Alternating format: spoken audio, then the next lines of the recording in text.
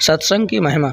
एक बार देवर्षि नारद भगवान विष्णु के पास गए और प्रणाम करते हुए बोले, भगवान मुझे सत्संग की महिमा सुनाइए। भगवान मुस्कुराते हुए बोले, नारद तुम यहाँ से आगे जाओ, वहाँ इमली के पेड़ पर तुम्हें एक रंगीन प्राणी मिलेगा, वह सत्संग की महिमा जानता है और वही तुम्हें समझाएगा। नारद जी खुशी खुशी इमली के पेड़ के पास गए और गिरगिट से बातें करने लगे।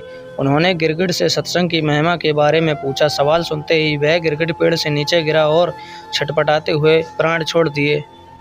नारद जी आश्चर्यचकित होकर लौट आए और भगवान को सारा वाक्य सुनाया। भगवान ने मुस्कुराते हुए कहा, इस बार तुम नगर के उस धनवान के घर जाओ और वहाँ जो तोता पिंजरे में दिखेगा उसी से सत्संग की महिमा पूछ लेना। नारद जी क्षण भर में वहाँ पहुँच गए और तोते से सत्संग का महत्व पूछा। थोड़ी देर बाद ही तोते की आंखें बंद हो गईं और उसके भी प्राण पखेरु उड़ गए। इस बार तो नारद जी और भी ज़्यादा घबरा गए और दौड़े दौड़े भगवान कृष्ण जी के पास पहुँचे।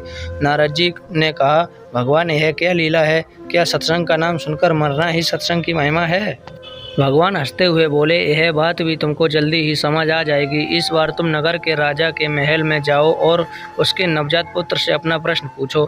नारद जी तो थरथर कांपने लगे और बोले, अभी तक तो कोई पक्षी ही अपने प्राण छोड़ रहे थे, इस बार अगर वह नवजात राजपुत्र मर गया तो राजा मुझे जिंदा नहीं छोड़ेगा।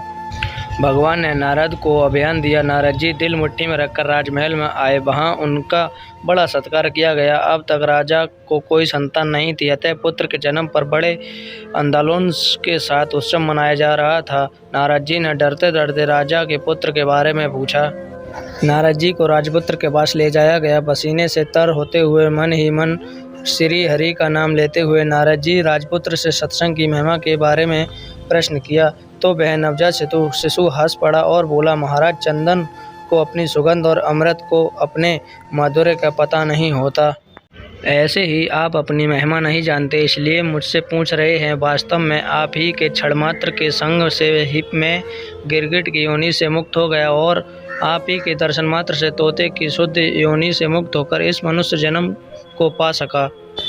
आपके आशीर्वाद से मेरी कितनी सारी योनियां कट गईं और मैं सीधे मानव तन में ही नहीं पहुंचा बल्कि राजपुत्र भी बना। यह सत्संग का ही अद्भुत प्रभाव है। बालक बोला, हे ऋषिवर, अब मुझे आशीर्वाद दें कि मैं मनुष्य जन्म के परम लक्ष्य को पा लूं।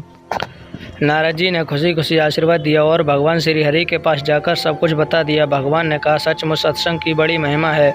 संत का सही गौरव या तो संत जानते हैं या उनके सच्चे प्रेमी। दोस्तों, यह वीडियो आपको कैसी लगी मुझे कमेंट करके ज़रूर बताना। धन्यवाद।